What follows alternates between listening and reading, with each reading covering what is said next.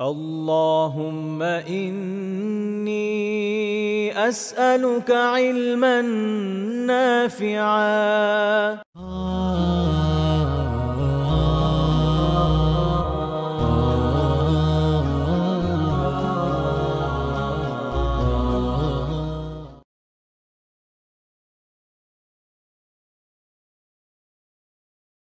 আলহামদুলিল্লাহ ওয়াসসালাতু ওয়াসসালামু আলা রাসূলিল্লাহ মা বাদ। আলহামদুলিল্লাহ আজকে আমরা দেখতে, দেখতে আমাদের দার্সের অনেকতম পর্বে এসেছি প্রায় না? ২৯ সম্ভবত আজকে। আল্লাহ তাআলার শুকরিয়া, অনেক শুকরিয়া আল্লাহ তাআলার। কারণ তিনি তৌফিক না দিলে আমাদের পক্ষে আসলে সম্ভব হতো না। যতটুকু আমরা এসেছি এতটুকু আসা। এবং আল্লাহ তাআলার কাছে দোয়া করি আমাদের এই প্রয়াসটা তিনি কবুল করেন, আমিন। কারণ তিনি কবুল না করলে আমরা যতই চেষ্টা করি না কেন তাতেও কোনো ফায়দা নেই। দুনিয়াবি কিছু উপার্জন হতে পারে, কিন্তু আখিরাতের উপার্জনের খাতা দেখা যাবে খালি রয়ে যাবে। তো আল্লাহ তাআলা তৌফিক দান করুন। আমরা যেন ইখলাসের সাথে আমাদের কাজগুলো করতে পারি এবং তিনি আমাদের কাজগুলোকে কবুল করে নিন এবং তাতে বারাকা দান করুন, আমিন। আমরা আহ, গত যে পার্ট ছিল আমাদের আলোচনায় সেখানে আমরা দেখেছি যে রাসূলুল্লাহ সাল্লাল্লাহু আলাইহি ওয়াসাল্লাম তার নাতিদের সাথে কেমন ব্যবহার করতেন। আজকে আমরা সেখান থেকে আরেকটু ব্রড জায়গায় যাব। সন্তানদের ব্যাপারে, নাতিদের ব্যাপারে আলোচনা হলো, এবার আমরা যাব আত্মীয় স্বজনদের সাথে। তার নিকটবর্তী যারা ছিলেন আত্মীয় স্বজন তাদের সাথে আল্লাহ রাসূল সাল্লাল্লাহু আলাইহি ওয়াসাল্লাম কেমন আচরণ করেছেন। কারণ আমরা জানি ইসলামে আত্মীয়তার গুরুত্ব অত্যন্ত বেশি। আত্মীয়তা রক্ষার অত্যন্ত গুরুত্ব দেওয়া হয়েছে। হায়াত বাড়ার পেছনে এটা একটা বড় কারণ হয়। এছাড়া আল্লাহ তাআলা বিভিন্ন জায়গায় অত্যন্ত গুরুত্বের সাথে আত্মীয়তা রক্ষার কথা আলোচনা করেছেন, যেটা আমাদের আপাতত আলোচ্য বিষয় না বিধায় এটা আমি আর এক্সটেন্ড করছি না। তো এত গুরুত্বপূর্ণ একটা বিষয় আমাদের তো এটা জানা দরকার যে রাসূলুল্লাহ সাল্লাল্লাহু আলাইহি ওয়াসাল্লাম তার নিজের ব্যক্তিগত জীবনে তিনি কিভাবে একে রক্ষা করেছেন, কিভাবে তিনি আত্মীয়তার বন্ধনকে রক্ষা করেছেন, কিভাবে আত্মীয়দের সাথে সুসম্পর্ক বজায় রেখেছেন, কিভাবে তাদের হকগুলোকে আদায় করেছেন, এগুলো তো আমাদের দেখা জরুরি। এগুলো আমাদের দেখে জেনে শেখা জরুরি। আমাদের জীবনে এগুলো এপ্লাই করা জরুরি। আমরা আত্মীয়তার বন্ধন রক্ষা করতে গিয়ে অনেক সময় অনেক ধরনের প্রতিকূল পরিস্থিতির মধ্যে পড়ি। তখন অনেক প্রশ্ন আমাদের মাথায় আসে যে এরকম হলে কি করবো, এরকম হলে কি করবো। আমরা দেখবো যে রাসূলুল্লাহ সাল্লাল্লাহু আলাইহি ওয়াসাল্লাম আসলে আমাদের চেয়ে বেশি প্রতিকূল পরিবেশের মধ্যে দিয়ে গিয়েছেন আত্মীয়তার বন্ধন রক্ষার ক্ষেত্রে, আত্মীয়দের সাথে সুসম্পর্ক বজায় রাখার ক্ষেত্রে। কিন্তু সেখানেও তিনি কত চমৎকার ভাবে আত্মীয়তার সম্পর্ক রক্ষা করেছেন এবং এমন এমন জায়গায় সেখানে এসেছে যেখানে ঈমান কুফরের দ্বন্দ্বের বিষয় আছে, সেখানেও একটা ভারসাম্য কিভাবে রাখা যায়, ভারসাম্যপূর্ণ নীতির সাথে আত্মীয়তার বন্ধনকে কিভাবে রক্ষা করা যায় তার উত্তম আদর্শ তিনি আমাদেরকে দেখিয়ে গিয়েছেন। এবং সেটা দেখে, সেটা শিখে, সেটা জেনে আমরা এটা বুঝতে পারবো যে আসলে আমাদের ঘাটতি কতটুকু আছে, আমরা কতটুকু পিছিয়ে যাচ্ছি, আমরা কিভাবে এই জায়গাগুলোতে আমাদের কমতি তৈরি হচ্ছে, এগুলো ইনশাআল্লাহ তাআলা আমরা শিখতে পারবো।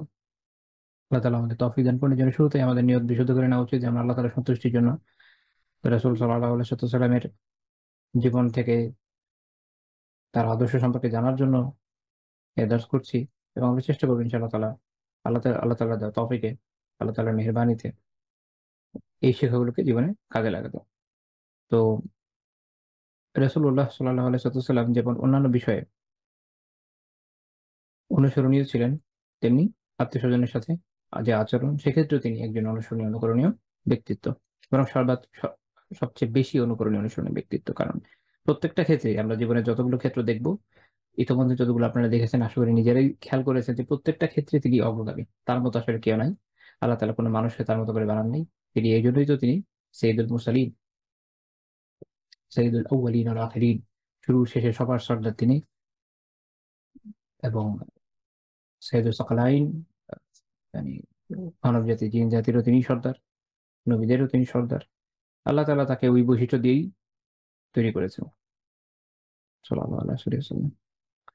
তো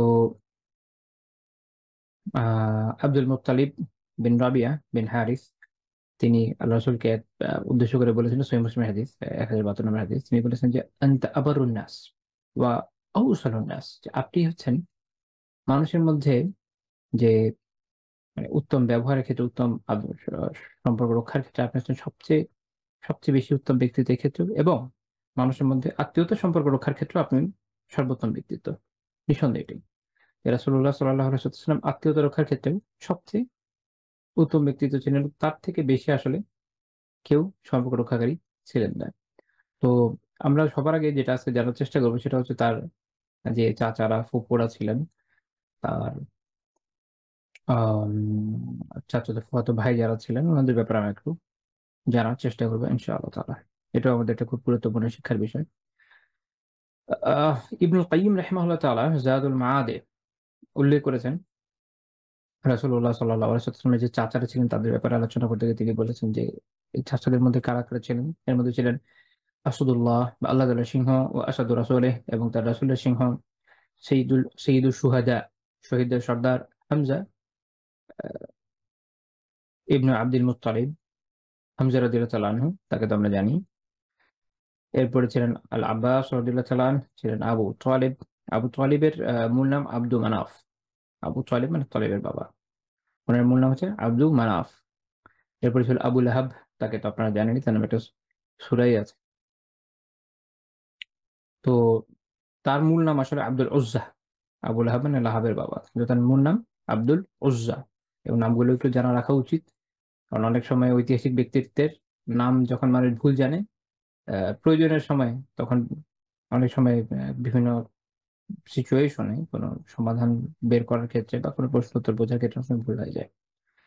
আচ্ছা, তারপরে আরেকজন হচ্ছেন জুবাইর, তারপরে হচ্ছে আব্দুল কাবা, তারপরে মুকাউবিম, দিরার, কুসাম, তারপর ছিলেন আল মুগিরা, তারপর ছিলেন গায়দাক। এই হচ্ছে ওনার চাচাদের নাম। আচ্ছা, ইনার মূল নাম বলা হয় যে মুসআব। এখন এই চাচাদের ভেতরে ইবনুল কাইয়িম রাহিমাহুল্লাহ বলছেন যে আসানু আমামিহি আল হারিস, তার চাচাদের ভেতরে সবচেয়ে বড় ছিলেন বয়সের দিক থেকে যিনি, তার নাম হচ্ছে আল হারিস। আর এই যে হারিস যিনি, আমি একটু আগে লিস্টের মধ্যে আল হারিসের নাম উল্লেখ করিনি, এর কারণ হচ্ছে আল মুকাউইম যিনি, উনাকেই আল হারিস বলা হয় বলে অনেক উল্লেখ করেছেন। এই জন্য ইবনুল কাইয়িম রাহিমাহুল্লাহ তাআলা যখন লিস্ট বলেছেন তখন ওখানে আলাদাভাবে আল হারিসের কথা উল্লেখ করেন নাই, আল মুকাউইম বলেছেন, ওই দিয়ে চালিয়ে দিয়েছেন। আচ্ছা, এবং সবচেয়ে ছোট ছিলেন বয়সের দিক থেকে আল আব্বাস। সবচেয়ে ছোট ছিলেন আব্বাস রাদিয়াল্লাহু তাআলা। রাসূলুল্লাহ সাল্লাল্লাহু আলাইহি ওয়াসাল্লামের চাচাদের মধ্যে তার জীবদ্দশায় জীবিত ছিলেন কয়জন?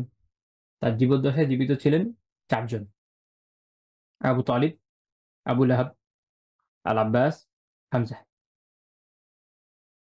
আপনারা হয়তো জানেন যে হামজা রাদিয়াল্লাহু তাআলা আনহু কিন্তু আল্লাহ রাসূল সাল্লাল্লাহু আলাইহি ওয়াসাল্লামের দুধ ভাইও, আল্লাহ রাসূলের দুধ ভাইও উনি। তো বোঝাই যাচ্ছে যে তার বয়স অনেক কম ছিল এই হিসাবে। আচ্ছা, আর আরেক দিক থেকে আহ আবু তালিবের পরে সবচেয়ে সিনিয়র ছিল ওই সময় আবু লাহাব। এই কারণেই যখন আবু তালিবের মৃত্যু হয়ে যায়, আবু লাহাব বনু হাশিমের নেতৃত্ব অর্জন করেন। আপনারা দেখবেন যে সিরাত পড়লে দেখবেন রাসূলুল্লাহ সাল্লাল্লাহু আলাইহি ওয়াসাল্লামকে যতদিন বেঁচে ছিলেন ততদিন আবু তালিব আল্লাহ রাসূল সাল্লাল্লাহু আলাইহি ওয়াসাল্লামকে যথাসম্ভব সাহায্য করেছেন। কিন্তু তিনি মারা যাবার পরে কিন্তু বনু হাশিম সেভাবে আর সাহায্যের জন্য দাঁড়ায় নাই বা দাঁড়াতে পারে নাই। না পারার কারণ হচ্ছে তাদের যে গোত্রের কথা ছিল, যিনি সর্দার হতেন তার কথা তো মানতে হয়। সর্দার হয়েছিল আবু লাহাব, খুব একটা সুবিধার লোক না। আচ্ছা, তবে আবুল আহাবের মৃত্যুর পরে যখন আব্বাস রাদিয়াল্লাহু তাআলা আনহু সর্দার হন, আলহামদুলিল্লাহ তারপর থেকে বনু হাশিম মোটামুটি একটু এই বিষয়গুলোতে আবার স্বাধীনতা পায়। তো আচ্ছা, ওইটা আমাদের আলোচ্য বিষয় না, কিন্তু এটা এটা আমাদের একটু জেনে রাখলাম আমরা সাইড নোট হিসেবে। আচ্ছা, এই চার চাচার মধ্যে ইসলাম গ্রহণ করেছেন শুধু দুইজন, হামজা এবং আব্বাস। ইবনে হাজার রাহিমাহুল্লাহ তাআলা, আচ্ছা এখানে একটা খুব গুরুত্বপূর্ণ বিষয় যে এই দুজন কিন্তু সবচেয়ে জুনিয়র মোস্ট, ওনারা ইসলাম কবুল করেছেন। ইবনে হাজার রাহিমাহুল্লাহ তাআলা এখানে একটা গুরুত্বপূর্ণ টিকা দিয়েছেন, এখানে একটা নুকতা বের করেছেন, একটা শিক্ষার বিষয় বের করেছেন। উনি একটা মজার কথা বলেছেন, উনি বলছেন যে রাসূলুল্লাহ সাল্লাল্লাহু আলাইহি ওয়াসাল্লামের চাচাদের মধ্যে তো চারজন জীবিত ছিল, কিন্তু ইসলাম গ্রহণ পেয়েছেন দুজন। তো উনি বলছেন যেখানে ওনার ওনার হিসেব ভাষা হচ্ছে এরকম যে ওকানা ইসমু মাল্লাম ইউসলিম ইউনাফি আসামিয়াল মুসলিমিন, যে যে দুইজন ইসলাম কবুল করেন নাই তাদের নামগুলোই এরকম যেগুলো ইসলামের জন্য যেন যেন ইসলামকে নেগেটিভ করে। কিরকম নাম আপনারা দেখেন, আবু তালিবের নাম কি? আব্দু মানাফ, মানাফের বান্দা। আচ্ছা, আর আবু লাহাবের নাম আব্দুল উজ্জা, উজ্জার বান্দা, মানে ওই হচ্ছে দেব দেবীদের বান্দা হিসেবে তাদের নামই ছিল। বিখিলাফি মান আসলামা ওয়া হুম হামজা ওয়াল আব্বাস, যারা ইসলাম কবুল করেছে তাদের বিপরীতে এটা ভিন্ন ধরনের নাম, তাই না? গ্রহণ করেছেন হামজা রাদিয়াল্লাহু তাআলা, আব্বাস রাদিয়াল্লাহু তাআলা। তারা এরকম না যে অমুকের বান্দা এরকম এরকম এরকম নাম তাদের ছিল না। হামজা শব্দের মানে হচ্ছে আসাদ, সিংহ। এরপর আমরা আসি তার ফুফুদের ব্যাপারে। তার ফুফু ছিলেন ছয়জন। ইবনুল কাইয়িম রাহিমাহুল্লাহ তাআলা যাদের মাদ উল্লেখ করেছেন। এর মধ্যে ছিলেন সফিয়া রাদিয়াল্লাহু তাআলা, যিনি হচ্ছে জুবাইর বিন আল আওয়াম রাদিয়াল্লাহু তাআলা আনহুর মা। তারপর ছিলেন আতিকা, বাররা, আরওয়া, উমাইমা, আরেকজন ছিলেন উম্মু হাকিম আল বাইদা। এদের মধ্যে সফিয়া রাদিয়াল্লাহু তাআলা আনহা, উনি ইসলাম গ্রহণ করেছেন। আর ইবনুল কাইয়িম রাহিমাহুল্লাহ বলছেন যে আহ, আতিকা এবং আরওয়া উনাদের ইসলাম কবুল নিয়ে ইখতিলাফ আছে, আলেমরা এই বিষয়ে ইখতিলাফ করেছেন, তারা নিঃসন্দেহ নয় যে তারা ইসলাম কবুল করেছিলেন কিনা। কেউ আরওয়া ওনার ইসলাম গ্রহণের কথা উল্লেখ করেছিলেন, আল্লাহু আলাম। আচ্ছা, এরপর আমরা একটু দেখি যে ওনার যে চাচাতো ভাইরা ছিলেন, ওনার অনেকজন চাচাতো ভাই ছিলেন, 25 জন চাচাতো ভাই ছিলেন, 25 জন যাদের কথা পাওয়া যায়। এদের ভিতরে সবাই ইসলাম, আলহামদুলিল্লাহ সবাই ইসলাম কবুল করেছেন, 2 জন ছাড়া। 2 জন করেননি। একজন হচ্ছে তালিব বিন আবি তালিব, অর্থাৎ আবু তালিবের নাম, যেই তালিবের নাম অনুযায়ী হয়েছে, যে তালিবের বাবা এই জন্য আবু তালিব, সে তালিব ইসলাম কবুল করেননি। আরেকটা হচ্ছে উতাইবা বিন আবি লাহাব, হচ্ছে আবু লাহাবের এক ছেলে ছিল উতাইবা, সে কবুল করেনি। তো আল্লাহ রাসূলের খুব প্রসিদ্ধ চাচাতো ভাইদের মধ্যে কারা কারা আছেন একটু নামগুলো আমরা শুনে রাখি। আলী বিন আবি তালিব রাদিয়াল্লাহু তাআলা, জাফর বিন আবি তালিব রাদিয়াল্লাহু তাআলা, আকিল বিন আবি তালিব, আব্দুল্লাহ বিন আব্বাস, আল ফদল বিন আব্বাস রাদিয়াল্লাহু তাআলা আনহুম। তারপর হচ্ছে উবাইদুল্লাহ বিন আব্বাস, উসাম বিন আব্বাস, আবু সুফিয়ান বিন আল হারিস, রাবিয়া বিন আল হারিস। এরপরে আমরা যদি দেখি যে তার চাচাতো বোন, এর মধ্যে ছিলেন উম্মু হানি বিনতে আবি তালিব, আবু তালিবের মেয়ে ছিলেন উম্মু হানি, তিনি। তারপর হচ্ছে দোবা বিনতু জুবাইর, তারপর হচ্ছে দুররা বিনত আবি লাহাব, উমামা বিন হামজা। আমরা উমামার রাদিয়াল্লাহু তাআলার কাহিনী আলোচনা করেছি পেছনে অন্য ইস্যুতে, যে ছোটদের সাথে আল্লাহ রাসূলের বিহেভিয়ারের ভিতরে। আহ, আচ্ছা, এরপরে আসেন তার যে ফুপুরা ছিলেন, তাদের যে সন্তান, তাদের ছেলেরা, ইনাদের পরিমাণও অনেক ছিল। এদের ভিতরে আহ, ছেলে এবং মেয়ে যদি আমরা হিসাব করি, 11 জন ছিল ছেলে এবং 3 জন ছিল মেয়ে। অর্থাৎ ফুপুদের দিক থেকে তার ভাই এবং বোনদের পরিমাণ এরকম: 11 জন ছেলে, একজন পুরুষ এবং 3 জন নারী। এর মধ্যে উল্লেখযোগ্য যারা, যেমন হচ্ছে আমির বিন বাইদা, আব্দুল্লাহ বিন, একজন হচ্ছে আব্দুল্লাহ, একজন হচ্ছে জুহাইর। আব্দুল্লাহ এবং জুহাইর দুজনে আতিকার সন্তান ছিলেন। আব্দুল্লাহ বিন জাহাশ, ওবাইদুল্লাহ বিন জাহাশ, আর জুবাইর বিন আল আওয়াম, জাইনাব বিন জাহাশ, তারপর হচ্ছে হামনা বিন জাহাশ। এনারা প্রত্যেকেই ইসলাম কবুল করেছিলেন, প্রত্যেকে ইসলামের উপর ছিলেন, কিন্তু ব্যতিক্রম ছিলেন একজন, তিনি হচ্ছেন ওবাইদুল্লাহ বিন জাহাশ। তিনি ইথিওপিয়াতে হিজরত করেছিলেন। ইথিওপিয়াতে হিজরত করার পরে ওখানে আলিয়াউদ্দিল্লাহ উনি খ্রিস্টান হয়ে যান এবং সেখানে খ্রিস্টান থাকা অবস্থায় মারা যান। তো এটা আমাদের জীবনে একটা খুব গুরুত্বপূর্ণ শিক্ষার উপকরণ, যে হিদায়াত তো আল্লাহ তাআলার হাতে, এবং দিনের উপর কায়েম দায়েম থাকাটা একটা খুব কঠিন কাজ। এইটা মানুষ সবসময় পরীক্ষার উপরে থাকে, মৃত্যুর আগ পর্যন্ত। মৃত্যুর আগ পর্যন্ত প্রত্যেকটা মানুষ আসলে পরীক্ষার সামনেই থাকে, তাকে এই পরীক্ষাগুলোকে উতরে যেতে হয়। এবং এটা শুধুমাত্র আল্লাহ তাআলার সাহায্যের মাধ্যমে হওয়া সম্ভব। আল্লাহ তাআলা সাহায্য না করলে এটা পসিবলই না, একটা মানুষ হেদায়েতের পথে এগিয়ে যাবে, এটা সম্ভব না, এবং হেদায়েতের উপর থাকবে, এটাও সম্ভব না। এই জন্য আমাদের সবসময় বেশি বেশি আল্লাহ তাআলার কাছে হিদায়াতের জন্য দোয়া করা উচিত, দোয়া করা উচিত। আপনারা জানেন দোয়াগুলো, আশা করি আপনাদের মুখস্থ আছে। যেমন একটা দোয়া, যেমন আহ ইয়া মুসাবিতান কুলুব সাবিত কলবি আলা তাআতিকা ওয়া আলা দীনিক, হে হে ওই সত্তা যিনি দিন মানুষকে, যিনি অন্তরসমূহকে সুদৃঢ় রাখেন, আপনি আমার অন্তরকে আপনার আনুগত্য এবং দিনের উপর সুদৃঢ় রাখেন। এরকম অন্যান্য যে দোয়াগুলো আছে এই সমার্থের, বিভিন্ন জায়গাতে আলাদা আলাদা অনেকগুলো ভার্সন পাওয়া যায় এই দোয়াটার। এগুলো যে কোনো একটা সবসময় করা উচিত, বা প্রত্যেকটাই মুখস্থ থাকলে আলহামদুলিল্লাহ খুবই ভালো। বারবার পড়া উচিত, করা উচিত, এবং এটার মাধ্যমে আল্লাহ তাআলার কাছে বারবার দোয়া করা উচিত যে আল্লাহ, আপনি আমাদেরকে হেদায়েত থেকে গুমরাহের দিকে নিয়েন না, আপনি হেদায়েত বঞ্চিত করেন না, হেদায়েতের উপর রাখেন। আমিন। কারণ দেখেন যে অন্য এরকম কয়েকজনের বর্ণনা পাওয়া যায় যারা রাসূলুল্লাহ সাল্লাল্লাহু আলাইহি ওয়াসাল্লামের হাতে ইসলাম তো কবুল করেছেন, কিন্তু পরবর্তী সময় যখন রিদ্দার ফিতনা হয়, তারা রিয়াউযুবিল্লাহ ইসলাম থেকে বের হয়ে যান, এরকম ঘটনা আছে। আবার কারো এরকম আছে যে আল্লাহ রসুলের জীবদ্দশায় ইসলাম থেকে বের হয়ে গেছে এবং যাওয়ার পরে আবার ইসলামে প্রবেশ করেছেন, এরকম আছে। আহ, কিন্তু একদম খুব খুব নিকটবর্তী লোকদের মধ্যে কিন্তু আমরা একজনের আলোচনা মাত্র করলাম, ওবায়দুল্লাহ বিন জাহাশ। উনি দেখেন তার আত্মীয়ের ভিতরেই ছিলেন, তার ভাইদের মধ্যে পড়েন। তো এরপরে আবার রাসূলুল্লাহ সাল্লাল্লাহু আলাইহি ওয়াসাল্লামের সান্নিধ্যও পেয়েছেন। যদি ইসলামের উপরে থাকতেন আজকে সাহাবা হিসেবে স্বীকৃত হতেন। তো দেখেন যে এত সুযোগ, এত সুবিধা থাকার পরও একজন মানুষ কিন্তু দিন থেকে বের হয়ে গেল। বের হয়ে গেল একটা বিষয় তো এরকম, আল্লাহু আ'লাম, যে মানুষ আসলে দিন থেকে বিচ্যুত হয়তো অনেক কারণে। সব তো আর আমি বলতে পারব না বা আমি জানিও হয়তো না। কিন্তু আমরা কিছু বিষয় কিন্তু খেয়াল রাখতে পারি। কিছু শিক্ষার বিষয় আছে আমাদের এই জায়গায়। এক হচ্ছে যে দেখেন, আম মানুষ যখন খুবই নেগেটিভ পরিবেশের সামনে পড়ে, ওইটা কখনো মানুষকে খুব অল্টার করে দেয়, খুব চেঞ্জ করে দেয়। এইজন্য যেমন শেখ উসাইমিন রাহিমাহুল্লাহ তাআলা রিয়াদুস সালিহিনের ব্যাখ্যায়, শারহ রিয়াদুস সালিহিন অনেক একটা সুন্দর কথা বলেছেন। কি বলেছেন? কেউ যদি আ এমন কোন দেশে যেতে চায় যেটা দারুল কুফর, দারুল কুফর এবং দারুল ইসলাম দুটো শরীয়হ পরিভাষা। দারুল ইসলাম মানে এমন দেশ যেটা ইসলামী আইন দ্বারা শাসিত। তাই সেখানে মুসলিমদের সংখ্যা বেশি হোক বা কম, বেশি হোক বা কম। যেমন ধরেন,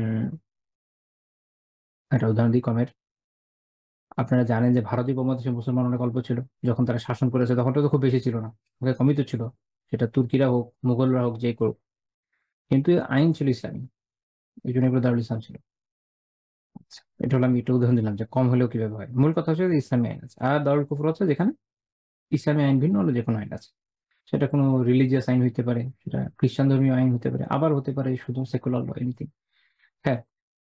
তো এমন কোন দেশে যখন একজন মানুষ দারুল ইসলাম থেকে যাবে, তো সে যে যাবে, যদি যায় কোনো কাজে, তার যাওয়ার যে বড় বড় শর্তগুলো আছে এর পেছনে ক্রিয়াশীল একটা বড় শর্ত হচ্ছে এটা, যে তার নিজের দ্বীন ঈমানকে হেফাজত করার মতো প্রয়োজনীয় ইলম তার থাকা লাগবে।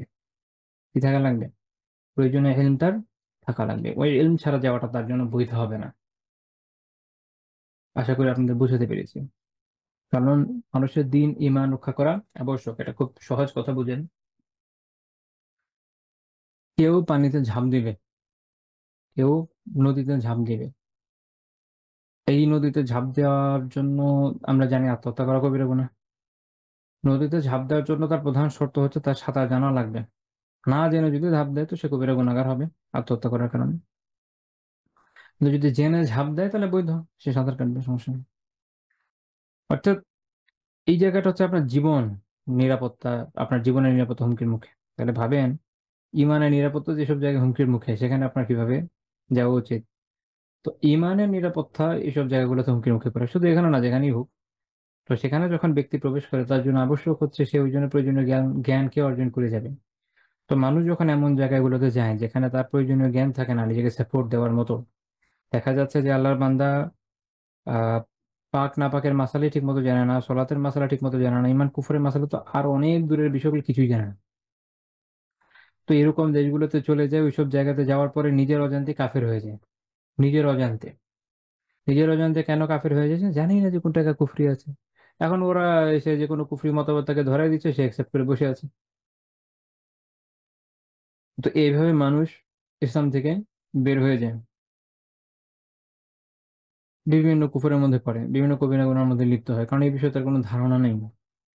তো মানুষ যখন এরকম পরিবেশে যায় এবং ওইটাকে টাকাল দেওয়ার মতো তার নলেজের অভাব থাকে, তো তখন মানুষ কিন্তু এরকম গুনাহের মধ্যে পড়ে, দিন থেকে বের হয়ে যায়। এটা খেয়াল রাখা জরুরি। এটা এর সাথে ওই আরেকটা বিষয় জরুরি, এটা বোঝাও দরকার যে অনেক সময় যেটা হয় যে আহ, কাফেরদের সাথে বেশি মিশলে মানুষের এই সমস্যা হয়ে যায়। মানুষ যখন, আসলে মানুষ তো তার বন্ধুর এবং তার যারা সহযাত্রী তাদের সাথে যখন চলাচল করে, তাদের চিন্তা চেতনা বিভিন্ন কিছু দ্বারা প্রভাবিত হয়। এখন আম, কেউ দেখা গেল যে খুব নেককারদের সাথে চলছে, তখন সে তাদের সাথে প্রভাবিত হবে। এই জন্য আল্লাহ তাআলা বলেছেন না, কুনু মা সাদিকিন, সাদিকিন যারা নেককাররা, যারা সত্যবাদী, যারা তাদের সাহচর্য অবলম্বন করো। এটার বেনিফিট কোথায়? এটার বেনিফিট হচ্ছে যে যখন কেউ এটা করবে তার মধ্যে প্রভাব পড়বে, সে কিছু কিছু হলেও শিখবে। একটা সময় আল্লাহ তাআলা তৌফিক দিলে সে নিজেও নেককার হয়ে উঠবে ইনশাআল্লাহ তাআলা। কিন্তু কেউ যখন ফাসিকিনদের সাথে চলে, ফাজিরিনদের সাথে চলে, কুফফারদের সাথে চলে, মুশরিকিনদের সাথে চলে, তার কি হবে? তাদের দিকে নিবে। আপনি যদি অনলাইনে থাকেন, অবভিয়াসলি আছেন যেহেতু ভিডিও দেখছেন আমার, তো ইউটিউবে আপনি বা ফেসবুকে তো আসলে আমি একটু রেস্ট্রিক্টেডলি ইউজ করি, যেটা ভিডিও টিডিও একটু কম আসে, বাট এই টুইটার এবং এখনকার এক্স যেটা, ওখানে আমি বিভিন্ন আম, মানে গুরুত্বপূর্ণ কিছু জায়গা ফলো টলো দিয়ে রেখেছি যাতে নিউজ গুলো পাই। তো এগুলোতে আপনি যদি ইন্ডিয়ান মুসলিমদের অবস্থাগুলো দেখেন, অনেক ক্ষেত্রে খারাপ লাগবে যে তারা অনেক বেশি মুশরিকিনদের চিন্তা চেতনা দ্বারা প্রভাবিত। যারা মুশরিকিনদের দ্বারা প্রভাবিত না, তারা সেকুলারদের দ্বারা প্রভাবিত। না মানে বিষয়টা এরকম হয়ে গেছে যে ভাই, হয় তুমি এই ডাস্টবিনে পড়ো না ওই ডাস্টবিনে পড়ো না, মাঝখানে তুমি পরিষ্কার নদীতে যাবে না।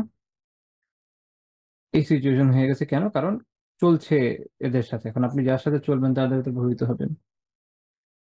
হয় তারা কেউ কেউ দেখা যাচ্ছে যে বিভিন্ন মন্দিরে যাচ্ছে, বাবাদের সাথে উঠছে বসছে, আবার অথবা তারা এদের অপোজিট করতে গিয়ে সেকুলারদের সাথে চলছে, সেখানেও এরকম কিছু কাজ করছে। এটা শুধু এখানে না, পৃথিবীর সব জায়গায় এটা বাস্তব যে মানুষ যখন এইরকম মানুষের সাথে চলে যাদের মধ্যে সমস্যা আছে, তাদের কিছু না কিছু সে প্রভাবিত হয়। যে ছেলেটা ভালো, সে যদি একটা লুচ্চা লাফাঙ্গা টাইপের কোনো ছেলের সাথে মেশে, খুব স্বাভাবিকভাবে সে ওর ইম্পোর্ট নিতে নিতে নিতে নিতে একসময় তার মধ্যেও সে লুচ্চামি করে চলে যায়। এটাই মানুষের ফিতরত। মানুষ এটা একদম চেঞ্জ করতে পারে না। কারণ মানুষকে আল্লাহ তাআলা একটা সুন্দর গুণ দিয়েছেন, সেটা কি মানুষ দেখে দেখে শিখে, মানুষ সাহায্যের মাধ্যমে শেখে, এটা হলো ভালো জিনিস। এখন এটা যদি যখন নেগেটিভ ইউজ হয় তখন নেগেটিভ, যখন পজিটিভ ইউজ হয় তখন কেবে পজিটিভ হবে। আচ্ছা, তাহলে দেখা যাচ্ছে এইসব জায়গায় আপনি যদি থাকেন, এমন জায়গায় থাকেন যেখানে মুসলিম হয়তো কম, হয়তো তো যতটুকু মুসলিম আছে তাদের সাহায্য অবলম্বন করেন, যেই সময়টা আপনি কাজ করছেন, হয়তো হতে পারে যে আপনার আশেপাশে অনেক বেশি এরকম মানুষজন আছে যারা মুসলিম না, বা নামমাত্র মুসলিম। ইভেন আমাদের দেশের ক্ষেত্রে একই কথা, আপনার ওয়ার্ক স্পিয়ারের মধ্যে যদি এমন হয় প্র্যাকটিসিং মানুষ খুবই কম, খুবই রেয়ার, আপনার তাহলে স্পিরিচুয়াল একটা বড় ঘাটতি তো অবভিয়াসলি এই জায়গায় থাকছে। এটাকে আপনাকে কি করতে হবে? বুস্ট করতে হবে এনি হাউ। হতে পারে যে আপনি অনেক জিকির করলেন, হতে পারে আপনি অনেক কিতাব পড়লেন, হতে পারে আপনি তাফসীর নিয়মিত খুব বেশি বেশি পড়লেন, আলহামদুলিল্লাহ। হতে পারে আপনি অফ ডে গুলোতে নেককারদের সোহবত ইখতিয়ার করলেন, কোনো আলিমের মজলিসে গেলেন, কিছু শিখলেন, বা হতে পারে আপনি অনলাইনে কোর্স করলেন, হতে পারে আপনি অনলাইনে আলিম কোর্স করলেন, বা অন্যান্য যে কোনো কোর্স করলেন। মানে অনেক ওয়ে তো আলহামদুলিল্লাহ আছে, কোনো না কোনো ওয়েতে আপনাকে কিন্তু কি করতে হবে, যে ক্ষতিটাকে এটাকে পূরণ করতে হবে। যখন আপনি এটা করবেন না, তখন আপনি ক্ষতিগ্রস্ত হবেন। তাহলে আমরা একটা জিনিস দেখলাম যে এলম এর অভাব হয়। 2 নাম্বার হয় কি, কুফফারদের সাথে বেশি মেলামেশা মানুষকে এরকম ক্ষতিগ্রস্ত করে। বা শুধু কুফফারদের বলছি না, যে কোনো ক্ষেত্রে এটা ক্ষতিগ্রস্ত করে মানুষকে, যদি সে নেগেটিভ কোনো গ্রুপের সাথে বেশি মেলামেশা করে, সেটা যে কোনো দিকেরই কিন্তু হতে পারে। আচ্ছা, তারপরে আরেকটা বিষয় হয় যে মানুষ কখনো অহংকারী হয়ে যায়, সে মনে করে যে আরে আমার তো, আমি তো হেদায়েতের উপর আছি, আমি তো অনেকেই, তো আল্লাহ তাআলা তাকে ফিতনায় ফেলে দেন। এই জন্য অহংকার থেকে বাঁচা জরুরি। এবং অহংকার থাকলে মানুষ যে করতে, মানে যে কোনো সৃষ্টি অহংকার থাকলে কোথেকে কই চলে যায়, এটার বড় উদাহরণ আপনারা দেখেন ইবলিশের মধ্যেই আছে। আপনারা জানেন যে অহংকার তাকে কোথা থেকে কোথায় ছিল আর কোথায় নিয়ে এসছে। তো তাহলে অহংকার মানুষ করার সময় এই জায়গায় করে। এবং এই অহংকার থেকে আরেকটা বিষয় হচ্ছে যে আত্মশ্লাঘা আসে, খোদ পছন্দ আছে, নিজের রায়, নিজের চিন্তা চেতনাকে মানুষ অনেক সময় বেশি পছন্দ করা শুরু করে। তখন যেটা হয়, সে তার নিজের পছন্দ মতো পথে আগাইতে থাকে, এবং এটা নিয়ে কারোর সাথে মাশওয়ারা করা বা কারোর থেকে পরামর্শ নেওয়া, কারোর সাথে নিজের সমস্যা যেগুলো হচ্ছে এগুলোকে ডিল না করে নিজে যেভাবে ভালো মনে করছে সেভাবে আগাতে থাকে, আগাতে আগাতে আগাতে আগাতে একসময় মানুষ বিভিন্ন ধরনের গোমরাহের মধ্যে বা বিভিন্ন ক্ষতিকর জিনিসের মধ্যে পড়ে যায়। এইটার সাথে রিলেটেড 5 নাম্বার পয়েন্ট, সেটা হলো কি, এখন যে 4টা বলেছে আগে সমস্ত, 5 নাম্বার পয়েন্ট হলো এটা যে মানুষের মনে যখন বিভিন্ন সন্দেহ সংশয় তৈরি হয়, তার উচিত হলো প্রথম এটা নিয়ে যারা এক্সপার্ট আছে তাদের সাথে আলাপ আলোচনা করা। যে কোনো জায়গায় আপনি যখন আলাপ আলোচনা করবেন, দেখবেন যে এই সমস্যাগুলোকে পানির মতো সহজ হয়ে যাবে একদম।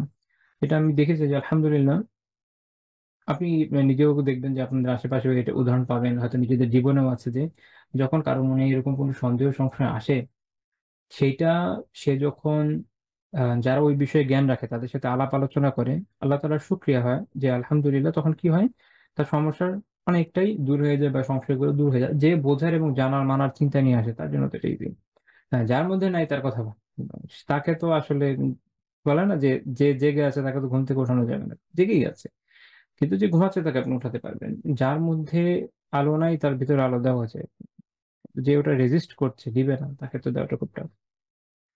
তো এই জন্য যখনই মনে কোনো ধরনের সংশয় তৈরি হবে, সেটা দিনের কোনো বিষয় নিয়ে বা যে কোনো বিষয় নিয়ে হোক, ওই বিষয়ের এক্সপার্টের কাছে অবশ্যই যাওয়া দরকার। যখন এটা করবেন দেখবেন যে অনেক সমস্যা দূর হয়ে যাবে। এখনকার সময় যত ধরনের গোমরাহি বিভিন্ন জায়গায় চলে, এগুলোর ক্ষেত্রে অনেকটাই দায়ী যে ফ্যাক্টর গুলো, তার মধ্যে একটা হচ্ছে এটা যে যখন মনের মধ্যে এই ধরনের বিভিন্ন সংশয় তৈরি হয়, এটা সমাধানের জন্য কিন্তু দেখা যায় এক্সপার্টদের কাছে যায় না। অনেক সময় কথা বললে মনে হয় যে না, আমি তো অনেকের কাছে গিয়েছি, অনেকের থেকে শুনেছি, শুনে আমি বুঝেছি যে এই জিনিসটা ভুল, এই জন্য আমি ইসলাম সম্পর্কে সন্দিহান হলাম, এরকম কথা অনেকে বলে থাকে। কিন্তু যখন কথা আপনি বলবেন একটু ভালো মতো ভালো মতো ধরবেন, তখন দেখবেন যে তখন ধীরে ধীরে বের হবে যে না, এইভাবে এতজনের কাছেও যায়নি, বা যে প্রবলেমটা তার আছে ওইটা সলভ করার মতো মানুষের কাছে আসলে সে যায়নি। তখন দেখা যাবে সে পরিচিত কোনো বড় ভাই বা অমুক তমুক কারো কাছে গেছে, যেটা উত্তর সেই ভদ্রলোক দিতে সক্ষম নয়।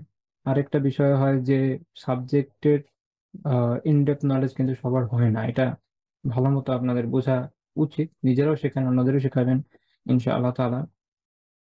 ইসলামিক নলেজ বিষয়টা ওই যে বাংলাদেশের ঢাকা দক্ষিণের মেয়র ছিল তাপস, সে একবার একটা ভাব নিয়েছিল একটা ভিডিওতে, আপনাদের হয়তো খেয়াল আছে, লাইক যে আরবিতে মাদ্রাসা কি শেখা, আরিবাত আসাদ শুরু, ভেরি বিগিনিং, যেহেতু এটা একটা নলেজ যেটা আর্ন করতে হয় অ্যারাবিক দ্বারা, স্বাভাবিক এটা দিয়ে শুরু হয়, বাট এটা শুধু বিগিনিং, লম্বা সময় তো আরো অনেক কিছু পড়ে। এবং এখানকার যে কারিকুলাম, এটা অনেকেই বলেন যে এটা এর থেকেও আরো এনরিচ করার সুযোগ সম্ভাবনা আছে, আল্লাহ আলাম, সেটা যারা এক্সপার্ট তারা বুঝবেন। বাট স্টিল যে কারিকুলাম আছে এটার মধ্যে আরবি ভাষা, তারপরে আপনার ফিকহ, সেটা হানাফি হানাফি প্রধান মাদ্রাসাগুলোতে হানাফি ফিক বেসড, এবং সালাফি মাদ্রাসাগুলোতে সেই অনুযায়ী তাদের ফিক বেসড, হাদিস, তাফসির কিছু অংশ, এরকম গুরুত্বপূর্ণ কিছু বিষয় এর ভিতর চলে আসে, তারা এই নলেজ গুলো অর্জন করেন। যখন এটা তাদের আলহামদুলিল্লাহ অর্জিত হয়ে যায়, এরপরে তারা কিন্তু আরো ইনডেপথ নলেজের দিকে আগান, তাখাসুস করেন, স্পেশালাইজেশনের চেষ্টা করেন, এবং এটা অনেক ব্রড একটা জায়গা। একটা বিষয় আপনাদের বলে রাখি যে আসলে ইসলামী নলেজের ভিতরে অনেকগুলো শাখা আছে, অনেকগুলো শাখা আছে। আমার খুব একটা ইন্টারেস্টিং শাখার নাম হচ্ছে তাহফিকুত তুরাস। আমাদের যে প্রাচীন পান্ডুলিপি গুলো আছে সেগুলোকে সম্পাদনা করে আলোর মুখ দেখানো, বই আকারে নিয়ে আসা, এটা ইটসেলফ একটা সাবজেক্ট। ইভেন একটা সাবজেক্ট খুব বিস্ময়কর লাগতে পারে আপনাদের, যে কোরআনের যে হরফ, এটার গণনা পদ্ধতি নিয়ে একটা আলাদা সাবজেক্ট আছে। এরকম অনেক অনেক সাবজেক্ট আছে যেগুলো ইসলামের এক একটা পার্টকে রক্ষণাবেক্ষণ করে। আলাদাভাবে দেখলে অনেক সময় মনে হবে যে এটার কি দরকার, কিন্তু যখন কেউ মানে সমস্যায় পড়ে তখন টের পায় যে ওটার কি দরকার। দেখা যায় ওটার এক্সপার্ট তাকে ওই বিষয়ে খুব ভালো হেল্প করতে পারে। হ্যাঁ, মূল পয়েন্টটা মাথায় রাখেন, এটা যেখানে অনেকগুলো নলেজ আছে, এবং আপনার যে প্রশ্ন, আপনার যে সমস্যা, সেটা ওই নলেজের যে এক্সপার্ট তিনি দিতে পারবেন। হতে পারে জ্ঞান, এটা মনে রাখবেন যে কখনো জ্ঞান সীমিত না, জ্ঞান একটা অসীম বিষয়, এবং ইসলামিক জ্ঞান অনেক ব্যাপক। কখনো এমন হতে পারে যে আপনি যাকে প্রশ্ন করেছেন তিনি হয়তো পারলেন না, অন্য কেউ পারবেন। আপনাকে, আপনি যেমন কোন একটা রোগ নিয়ে একটু কনফিউশনে আছেন, একজন ডক্টরের কাছে গেছেন, পারেনি, সো ওটা আরেকজনের কাছে যাই আমরা, দুই চারজন পাঁচজন দশজন দেখানোর পরে যখন দেখা যায় পাওয়া গেছে, ওকে আলহামদুলিল্লাহ। সেম বিষয়টা আপনার দিনের ক্ষেত্রে জরুরি। আপনি মনে রাখবেন দিন হক, হয়তো যার কাছে গেছে তার কাছে এটা রিসোর্স নেই, হয়তো তিনি আপনাকে বুঝিয়ে বলতে পারছেন না, হয়তো তার কাছে ওই ওই স্পেসিফিক টপিকটা নিয়ে আগে পড়েন নাই, বা আগে আপনার এই প্রশ্নটা আসে নাই। আপনি খেয়াল করে দেখবেন যে একজন আলিমের কাছে যখন প্রশ্ন আসে, 100টা প্রশ্ন আসে, হয়তো 70-80টা উনি উত্তর দিয়ে দিচ্ছেন, আমাদের পড়া থাকে, বাট 10টা-20টা এমন কোশ্চেন থাকবে যেগুলো একটু রেয়ার, বা কখনই উনি পড়েন নাই। ভেরি ভেরি ন্যাচারাল, কারণ ওই যে বলেছি যে নলেজ অনেক ব্যাপক, পড়ে একটা মানুষ না এক জীবনে শেষ করতে পারে না সবকিছু। তো হয় কি, একজনের ঝোঁক একদিকে থাকে যে আমি এই বিষয়টা একটু ইনডেপথ পড়বো, আমি এটা শিখলাম। তো আপনার প্রশ্নটা যদি ওটার সাথে মিলে যায়, তার সাবজেক্টের সাথে উত্তর দিতে পারবেন, না হতে পারবেন। এখন দেখা যায় কি যে একজনের কোশ্চেন হচ্ছে হাদিস নিয়ে, যে কোনো একটা বিষয়ে সে গিয়ে কোনো এক মুফতি সাহেবের জিজ্ঞেস, মুফতি সাহেব হাদিস নিয়ে তাফাসুস করেননি, ওনার জায়গা হচ্ছে ফিকহ। ওনাকে আপনি জিজ্ঞেস করবেন যে এই মাসালাটা কি? উনি হয়তো আপনাকে বলবেন মাসালা। এখন কি ওনারা ধরলেন যে আছে এই মাসালার দলিল কে, আল্লাহর বান্দা দলিল করতে গেলেন, এটা আপনার কাজ না। ওনার কাজ হচ্ছে যে ফিকহ নিয়ে যে ফুরু, যে মাসাইলটা, এটা আপনার সামনে নিয়ে আসেন। উনি আপনাকে, তো আপনার তখন কাজ হচ্ছে আচ্ছা এটা দলিল আপনি জানবেন ওই সেম স্কুলের, সেম সেম স্কুল অফ থটের কোনো মহাদ্দিসের কাছ থেকে। হ্যাঁ, অনেক সময় মুফতি সাহেব কেউ কেউ মহাদ্দিস হন। আমাদের দেশের মাদ্রাসাগুলোতে দেখা যায় যে পদাধিকার বলে অনেকে মহাদ্দিস হন, কোন একটা পদে বসিয়ে দিয়েছে উনি মুফতি সাহেবই, হাদিস নিয়ে আলাদা ওনার তাখাসুস আসলে নেই। এটা আমাদের দেশে একটা ম্যাল প্র্যাকটিস আছে। এই কারণে অনেক সময় মানুষ ভুল করে। এখন অনেকের মনে হতে পারে যে, বুঝবো কেমনে, আচ্ছা ওইটা আলাদা প্রশ্ন, ওইটা আলাদা প্রশ্ন। বাট ওভারঅল অ্যাটলিস্ট আমাদের কাছে হচ্ছে কি, আমাদের পক্ষ থেকে চেষ্টাটা করা। আচ্ছা ঠিক আছে, মহাদিসকে জিজ্ঞেস করলাম, আচ্ছা তাহলে এই মাসালার দলিল কি, উনি আমাকে বুঝাই দিলেন। হ্যাঁ আলহামদুলিল্লাহ, অনেকের বললাম যেটা, যে সব দিকে ঝোঁক থাকে, এরকম মানুষ কম। যারা কিন্তু এরকম যারা আছেন তারা আপনাকে হয়তো দিতে পারবে, ইভেন তার কাছে যদি বলেন যে এই তাফসীরটা কি, উনি ওটা সুন্দর বুঝিয়ে দিতে পারবেন। But in most of the cases সেটা হয় না। মোস্ট অফ দ্য কেসেস হচ্ছে কি প্রত্যেকটা সাবজেক্টে আলাদা একজন এক্সপার্ট থাকে। আবার ধরেন আপনি গিয়ে একজন মুফতি সাহেব যদি বলেন যে আচ্ছা, কোন উসুল প্রয়োগ হলে, এটা অনেক সময় উনি হয়তো বলতে পারবেন না, কারণ এটা উসুলিদের কাজ, যেটা ওনার সাথে ওটার সাথে রিলেটেড, বাট উনি ফুললি ওটার উপর হয়তো ভাবে কাজ করেননি। ওখানে যারা উসুলি তাদেরকে আমরা আলাদাভাবে আলোচনা করেছি, আচ্ছা উনি হচ্ছে উসুলি, তমুক হচ্ছে উসুলি, এভাবে। ঠিক আছে, আবার দেখুন দেখা গেল যে ইতিহাস নিয়ে প্রশ্ন করতে, ইতিহাসের কোনো একজন এক্সপার্টকে খুঁজে বের করতে হবে। আমি আপনাদের সাথে এই বিষয়গুলো একটু ক্লিয়ার করলাম সময় নিয়ে, এর কারণ হচ্ছে এটা বোঝানোর জন্য যে দেখেন, হতে পারে যে আপনি যে প্রশ্নটা আপনার মনে যে প্রশ্নটা আসছে সেটা হয়তো এখানে এই বিষয়গুলোর উত্তর খোঁজার জন্য পারফেক্ট লোকের কাছে আপনি হয়তো যেতে পারেন। তারপর ধরুন আকিদা নিয়ে প্রশ্ন করবেন, যেটা আকায়েদ নিয়ে যারা এক্সপার্ট হয়। আজ আলহামদুলিল্লাহ এখন বাংলাদেশে অনেক লোক আছেন যারা আরব থেকে আকিদার উপরে কেউ কেউ পিএইচডি করেছেন, কেউ অনার্স করেছেন, মাস্টার্স করেছেন, আলহামদুলিল্লাহ। তো তাদের থেকে জেনে নেওয়া দরকার। তো এইভাবে যখন আপনি যাবেন, আপনি ইনশাআল্লাহ তাআলা আপনার প্রশ্নের সঠিক উত্তর পাবেন বলে আমরা আশাবাদী। বাট হ্যাঁ, তারপরও হতে পারে যে পাইলেন না উত্তর, পসিবল। তো সেক্ষেত্রেও হাল না ছেড়ে খুঁজতে হবে, দেখবেন পেয়ে গেছেন ইনশাল্লাহ। কিন্তু মানুষ গোমরা হয় কখন, যখন সে মনে করেন পরিচিত দুই চারটা ভাইকে জিজ্ঞেস করেছে, বা মহল্লার হুজুরকে জিজ্ঞেস করেছে, মহল্লার মসজিদের ইমাম সাহেবকে হয়তো ধরেন জিজ্ঞেস করেছে। আমি মাঝে মাঝে দুষ্টামি করে আমার ছাত্রদের বলি যে যে মহল্লার ইমাম সাহেবকে বেতন দেন কত। ফর এক্সাম্পল, আমি আপনাকে জাস্ট আমি একটা বলি, কথার কথা, ইমাম সাহেব বেতন পায় 10,000 টাকা, কথার কথা। তো সেই বেচারা তার বাড়িটা নিয়ে থাকে। এখন আপনি তার কাছ থেকে চাচ্ছেন যে প্রো ম্যাক্স টাইপের সার্ভিস, মার্শাল্লাহ খুব ভালো, খুবই ভালো। এখন আপনি তাকে এমন একটা প্রশ্ন করলেন যেটার জন্য কথার কথা, জাস্ট আমি এক্সাম্পল দিচ্ছি, একটা বই তার পড়া দরকার, যেমন হচ্ছে সিয়ার আলামিন নুবালা। এখন এই বইয়ের মার্কেট প্রাইস হচ্ছে 20,000 টাকা। এই হলো থেকে বলবেন এরকম, জাস্ট আমি একটু উদাহরণ দিলাম।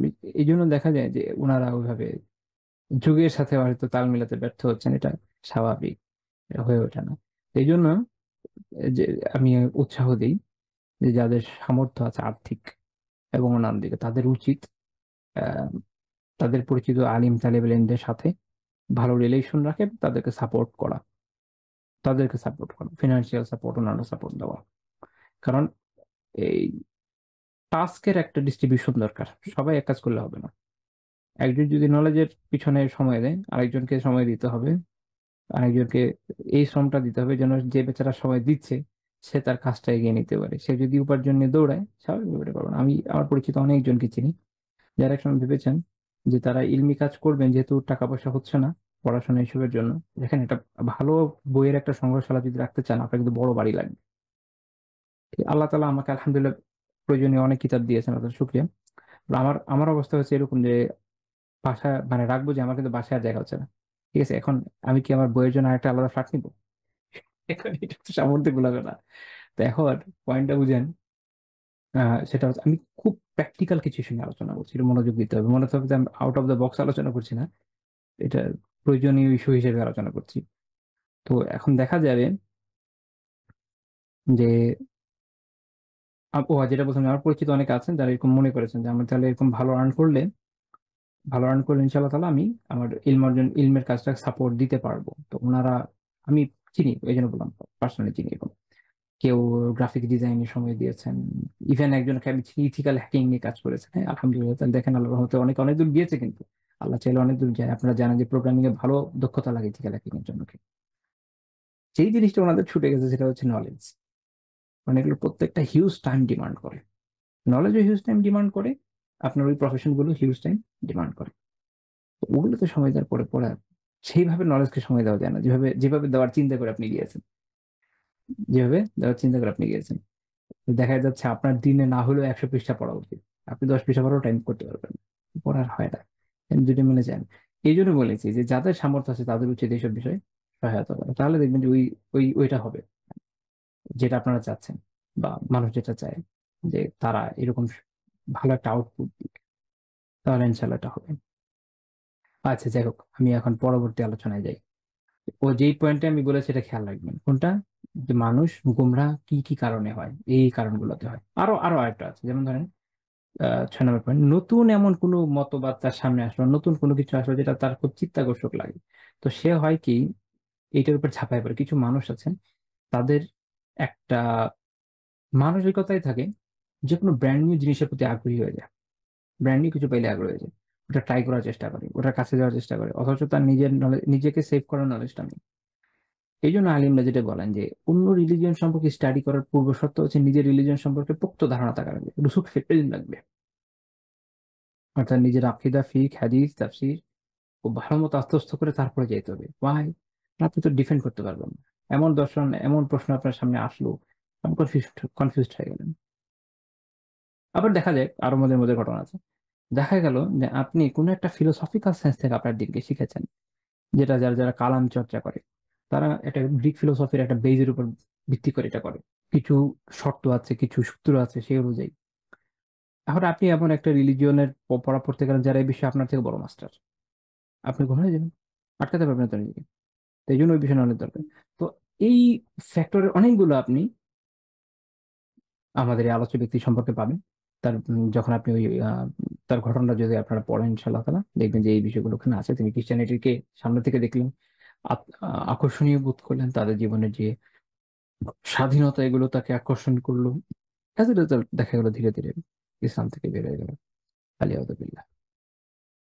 ঠিক আছে। তারপরে আমরা এখন আমাদের পয়েন্টে আলোচনা শুরু করে, যেটা রাসূলুল্লাহ সাল্লাল্লাহু আলাইহি ওয়াসাল্লাম তার আত্মীয়দের সাথে কিরকম ব্যবহার করেছে।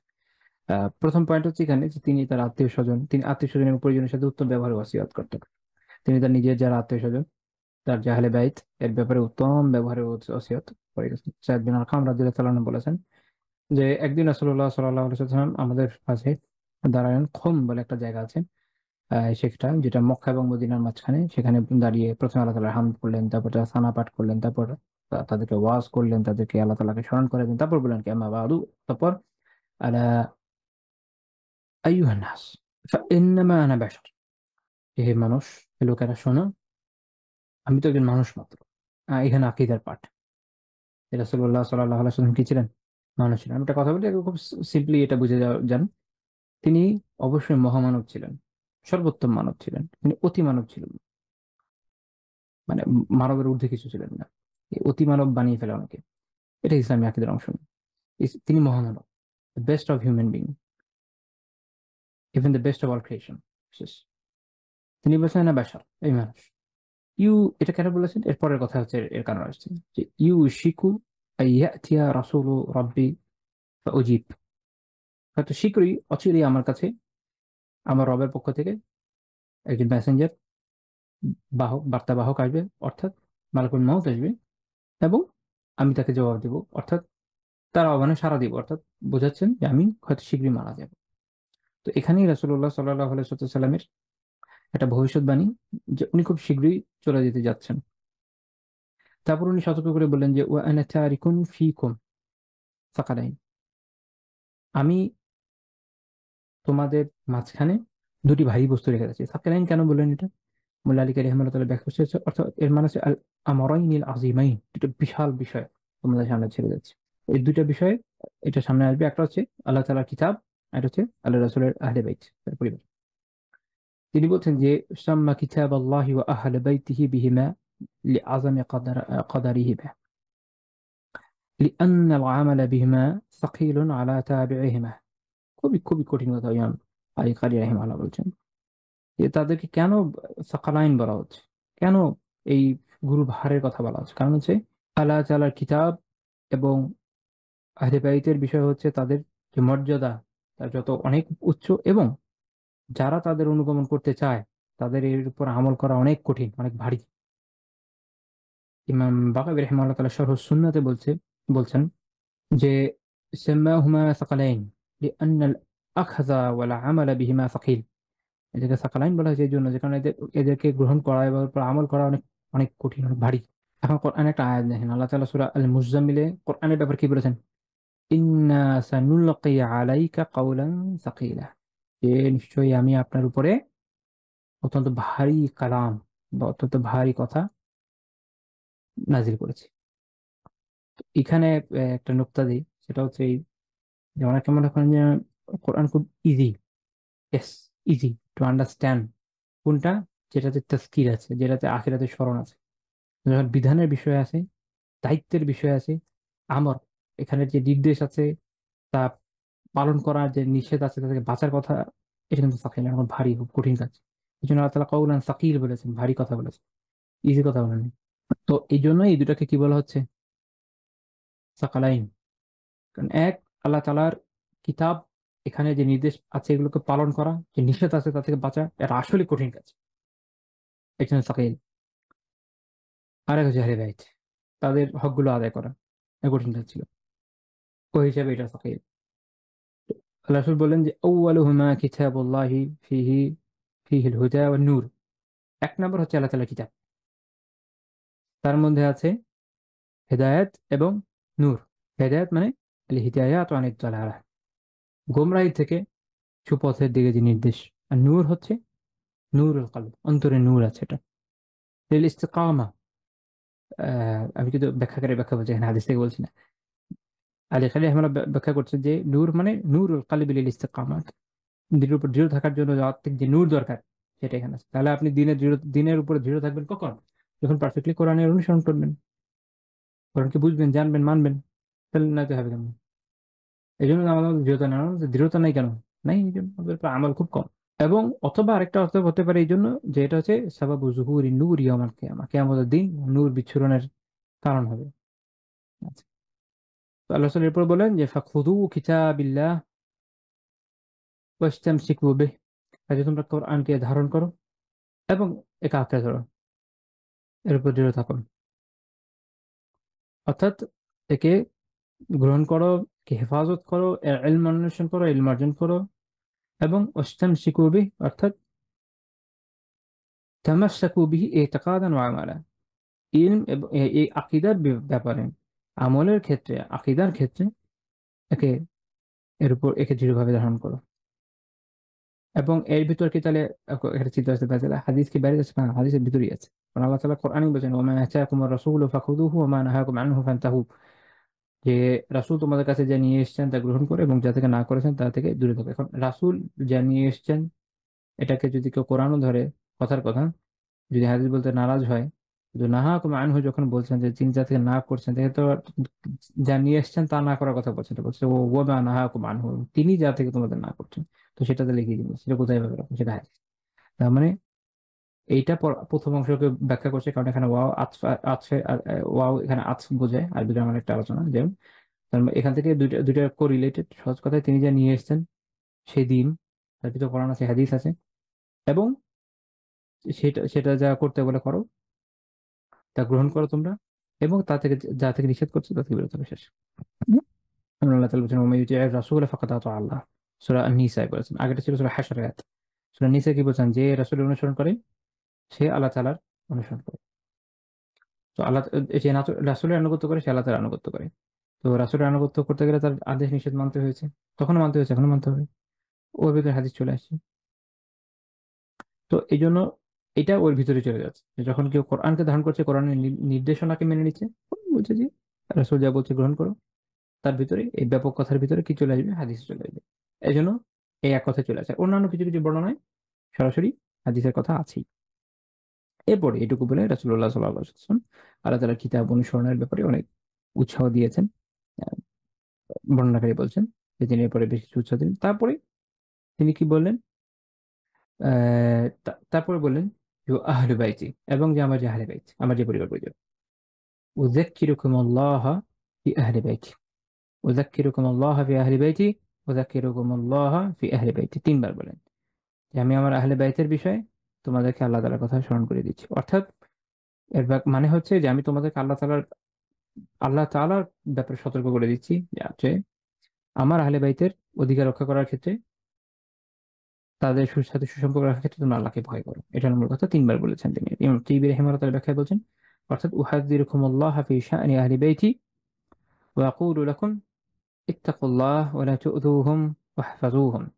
অর্থাৎ তোমাদেরকে আমি আমার আহলে বাইতের শানের ব্যাপারে আল্লাহ তাআলাকে স্মরণ করিয়ে দিচ্ছি। আমি তোমাদের বলছি যে তোমরা আল্লাহকে ভয় করো এবং আমার আহলে বাইতকে কষ্ট দিও না, তাদেরকে হেফাজত করো। এবং এখানে খুব গুরুত্বপূর্ণ একটা শিক্ষার বিষয় রয়েছে। শেখ সাইমিন রাহিমাহুল্লাহ তাআলা শারহু রিয়াদিস সালেহিনে বলছেন যে এর মানে হচ্ছে যে তাদের আহলে বাইতের যে হুকুক, তাদের হক সমূহ জানো, তাদের প্রতি জুলুম করো না, তাদের ব্যাপারে সীমা লঙ্ঘন করো না। এবং এটা উনি বলছেন কি হিসেবে? তাকিদ দিয়ে, জোর দিয়ে। তো শেখ হোসেন রাহিমাহুল্লাহ বলছেন যে কেননা প্রত্যেক মানুষের উপরে, প্রত্যেক মুমিনের উপরে তার ভাইয়ের ব্যাপারে হক রয়েছে, প্রত্যেক আছে। অন্যদের ব্যাপারে যদি হক থাকে তাহলে সেটা সীমা লঙ্ঘন করা যায় না, সেটা করলে বা তার উপর জুলুম করলে এটা গুনার বিষয়। তাহলে রাসূলুল্লাহ সাল্লাল্লাহু আলাইহি ওয়াসাল্লামের আহলে বাইতের ব্যাপার যখন আসবে তখন সেটা কি হবে? তিনি বলছেন এটা যে জায়েদ আলা হুকুকি গায়রিহি মিনাল মুসলিমিন, অন্যান্য মুসলিমের যে হক সমূহ তার অপেক্ষা এটা অনেক বেশি হবে, কারণ আহলে বাইতের হক আরো বেশি।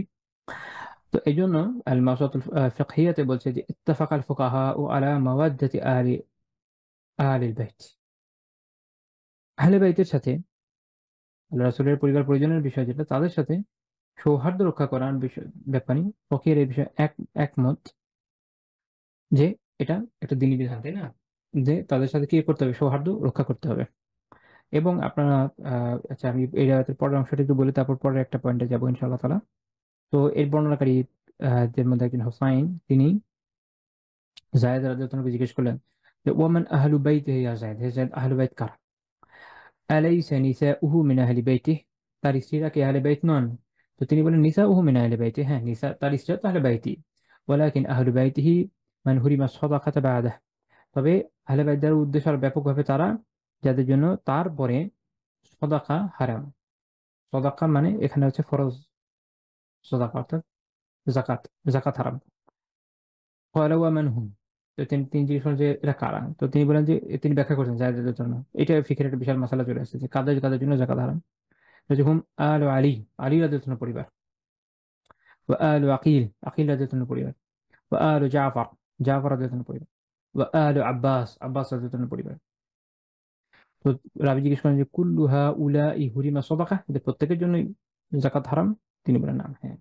এটা সহিহ মুসলিমের 2408 নম্বর হাদিস। তো তাহলে বুঝা গেল যে তাদের জন্য তো জাকাত হারাম। এখন যদি নফল হয়, যেটা আমরা বলি সাদাকাত তাতাওয়ু, নফল সাদাকা, তাহলে আকসারু আহলিল ইলম, অধিকাংশ আহলি ইলমের মত এবং চার ইমামের মত, চার মাযহাবের মত এটাই যে নফল সাদাকা জায়েজ, নফল সাদাকায় কোনো সমস্যা নেই। যেমন আছে দুরুল মুখতার, রদ্দুল মুখতার, হানাফি ফিকহের কিতাব, মালিকিদের আত্তাজ ওয়াল ইকলিল, মুগনিল মুহতাজ শাফিঈদের, এবং কাশফাল কানা হাম্বলীদের। সে মাসালা এইভাবে আসছে। এখন ইমাম নাওয়াবী রাহিমাহুল্লাহ তাআলা তার মাজমুতে বলছেন যে ইউস্তাহাব্বু আন ইয়াসুমা বিল মাদিনা ওয়া মা আমকানাহু, যদি সম্ভব হয় মদিনাতে সিয়াম পালন করাটা মুস্তাহাব। এই জন্য যে যারা রমাদান কাটানোর জন্য যান, খরচ বেশি হয় কিন্তু মুস্তাহাব হবে। ওয়া ইয়াতাসাদ্দাক আলা জিরানি রাসূলিল্লাহি সাল্লাল্লাহু আলাইহি ওয়াসাল্লাম ওয়া হুমুল মুকিমুনা বিল মাদিনা মিন আহলিহা, রাসূলুল্লাহ সাল্লাল্লাহু আলাইহি ওয়াসাল্লাম যার প্রতিবেশী যারা, তারা কারা? তার পরিবারের মধ্যে যারা মদিনায় মুকিম, অর্থাৎ আহলে বাইতের মধ্যে যারা, তার পরিবার অর্থাৎ এই বংশগুলো, এদের উত্তরসূরি যারা মদিনায় রয়ে গেছে, তাদেরকে নফল সাদাকা করা এটা মুস্তাহাব। কেন? এই হাদিসের জন্য এবং আরো দু একটা হাদিসের জন্য। এটা আছে আল মাজমু শারহুল মুহাদ্দাবে, ইমাম নাওয়াবী রাহিমাহুল্লাহ তাআলা বলছেন। তো দেখেন রাসূলুল্লাহ সাল্লাল্লাহু আলাইহি ওয়াসাল্লাম এটা তিনি জানেন যে শীঘ্রই তিনি মারা যাচ্ছেন। যাওয়ার আগে উম্মাহকে তিনি দুইটা দায়িত্ব দিলেন। এক, দিনকে ধারণ করার, কারণ কোরআনকে ধারণ করা মানে পুরো দিনকে ধারণ করা, দিনকে ধারণ করা। জানিয়ে দিলেন দিনের ব্যাপারে হেদায়েত থাকার উপায় কি। দুই নাম্বার হচ্ছে, আচ্ছা দিন এর বিষয় তো আলহামদুলিল্লাহ হেদায়েত হয়ে গেল। এখন তো এরপরের দ্বিতীয় বিষয় কি থাকে একজন ব্যক্তির? তার নিজের পরিবার। একটা হচ্ছে তার দায়িত্ব, দায়িত্ব হচ্ছে এটা বলতে পারেন যে আউটওয়ার্ড দায়িত্ব, ফ্যামিলির বাইরে যেটা, এটা উনি পালন করলেন। দ্বিতীয় বিষয় থাকে সেটা হচ্ছে পরিবার নিয়ে, যে আমার পরিবারের কি হবে আমার পরে, আমার আত্মীয় স্বজন যারা, আমার নিকটবর্তী যারা, আমার নিজের স্ত্রী সন্তান তো আছি, আমার চাচাতো ভাই, মা, খালাতো ভাই, ফুফাতো ভাই, যা যা আছে কথার কথা, যদিও খালাতো মামাতোর মধ্যে এখানে আসেনি, আমি জাস্ট আমি কথার কথা বললাম। তো এখানে হচ্ছে তার চাচার পরিবার, বাবার পরিবার হলো মূল হয়। তো তাদের, আমার পরে তাদের কি হবে সেটাও দেখা জরুরি। তো আল্লাহ রসুল কি করলেন? তাদের ব্যাপারে ওসিয়ত করলেন টোটাল আহলে বাইত সম্পর্কে, তার পুরো আহলে বাইত সম্পর্কে ওসিয়ত করলেন যেন তাদের ব্যাপারে মানুষ উত্তম ভাবে তাদের সাথে আচরণ করে। রাসূলুল্লাহ সাল্লাল্লাহু আলাইহি ওয়াসাল্লামের মৃত্যুর পরে তাদের সাথে যেন কোন ধরনের বাজে ব্যবহার করা না হয়, বা তাদের হক সমূহকে যেন নষ্ট করা না হয়।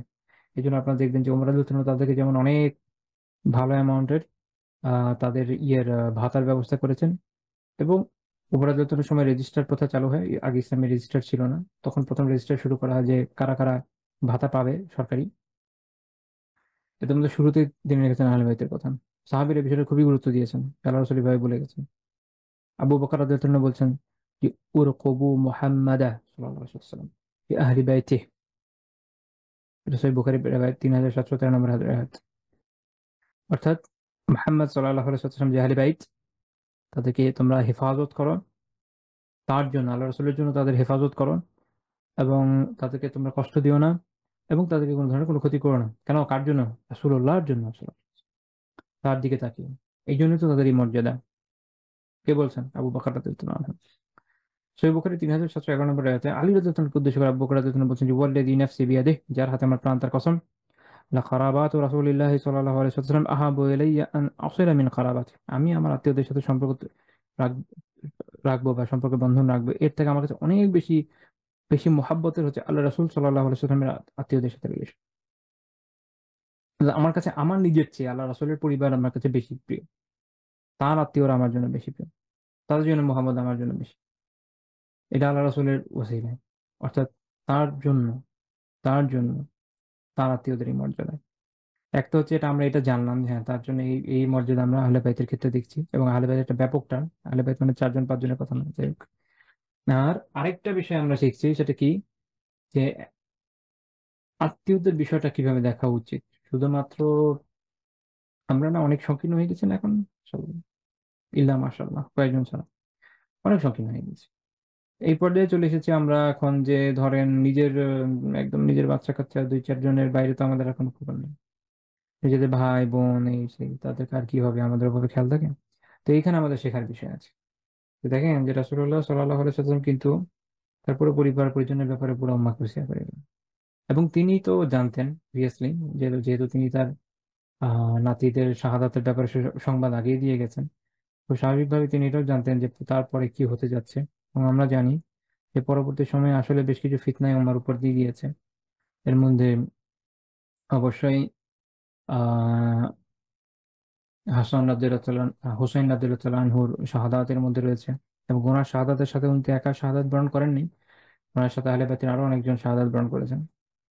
এর মধ্যে রয়েছে হাররার হৃদয় বিদায়ের ঘটনা, যখন ইয়াজিদের সেনাবাহিনী মদিনাতে আক্রমণ চালায় এবং এখানে সাহাবীদের লাঞ্ছিত করে, হতাহত করে, আর অনেক ঘটনা ঘটে। আহলে বাইতের কয়েকটা বিদ্রোহের ঘটনা আছে, সেখানে বেশ কয়েকজন আহলে বাইত শহীদ হয়েছেন। এই বিষয়গুলো উম্মার সাথে পরে ঘটেছে, যেটা আল্লাহ রাসূল সাল্লাল্লাহু আলাইহি ওয়াসাল্লাম তো অবশ্যই পূর্বাহ্নে আল্লাহ তাআলার মেহেরবানিতে জেনেছিলেন। এই জন্য তিনি প্রথমেই এই বিষয়ে ওসিয়ত করে গেছেন যেন আহলে বাইতের যে দায়িত্ব, যে গুরুতর দায়িত্ব, এটা যেন উম্মাহ পালন করে। তো আলহামদুলিল্লাহ ওলামা এই দায়িত্ব অত্যন্ত দৃঢ়তার সাথে পালন করেছেন। তারা আহলুল বাইতের যে অধিকার তা যেমন রক্ষা করেছেন, তাদের সাথে সুসম্পর্ক রক্ষা করেছেন, তাদের থেকে ইলম অর্জন করেছেন, তাদের ইলমকে আমাদের কাছে পৌঁছে দিয়েছেন। তবে আরেকটা হচ্ছে যে রাজনৈতিক ক্ষেত্রে, সেক্ষেত্রে আসলে শাসক যদি কোনো কারণে জালেম হয়ে যায়, ওখানে আসলে আহলে ইলমদের পক্ষে অনেক সময় অনেক কিছু করা সম্ভব হয় না। তো সেখানে যতটুকু সম্ভব তাদের পক্ষে তারা করেছেন। এই জন্য নফসে জাকিয়া রাহিমাহুল্লাহ তাআলা যখন শহীদ হন, আপনারা হয়তো জানেন যে ইমাম আবু হানিফা রাহিমাহুল্লাহ তাআলা তাকে বিভিন্ন ক্ষেত্রে সহায়তা করেছেন তার শাহাদাতের আগ পর্যন্ত। আলিমরা তাদের দায়িত্ব পালন করেছেন, যাদের শাসন ক্ষমতা ছিল তারা ব্যর্থ হয়েছে। তো কিন্তু আমাদের এখান থেকে শিক্ষার উপকরণ হচ্ছে, আমাদের টেকটা হচ্ছে এখানে আত্মীয়দের ব্যাপারে যে একটু আমাদের ভালো মতো দেখা উচিত, তাদের হকগুলো আদায় করা উচিত আমাদের সামর্থ্য থাকলে। এবং এই যে পরবর্তীদের কাছে ওসিয়ত করে যাওয়া যে পরিবারের সাথে সুসম্পর্ক রক্ষা করো। আহ আমরা যখন অনেক বেশি সংকীর্ণ হয়ে যাচ্ছে, সেখান থেকে একটু বের হওয়া লাগবে ধীরে ধীরে। আবার আহ নিজের আত্মীয় স্বজনদের সাথে যেন একটা রিলেশন তৈরি হয়, সন্তানদেরকেও এটা শেখানো দরকার। তাদেরকেও মারা যাওয়ার আগে উচিত করা দরকার, যেন তারা আত্মীয়দের সাথে রিলেশনটা রক্ষা করে। এটা হচ্ছে এখান থেকে আমাদের শিক্ষার বিষয়। এরপরে আমার যে পয়েন্ট, ওটা অনেক লম্বা পয়েন্ট হওয়ার কথা, তো এটা আমি আর আজকে নিচ্ছি না। আল্লাহ তাআলা যদি তৌফিক দেন আগামী দিন থেকে ইনশাআল্লাহ এটা আলোচনা করবো।